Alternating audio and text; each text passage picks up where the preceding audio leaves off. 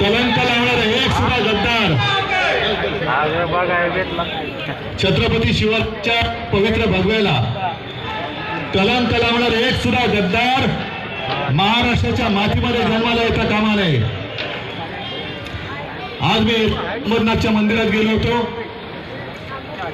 कारण आता सध्या एक पीक फुटले, मंदिर साफसफाई.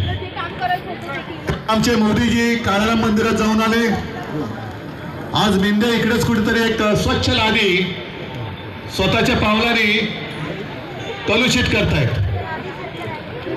साफसफाई आधी इतर लोकांकडनं करून घ्यायची आणि पगडीच्या कपड्यांमध्ये चकचकीत लाद्यांवरती फडकं फिरवायचं. याला तशी धुळी मांडण्याची सवय आहेच, दिल्लीला त्याच्यासाठी जातात. पण साफसफाई करायची असेल तर अंबरनाथ मंदिरात जाताना जो नाला आहे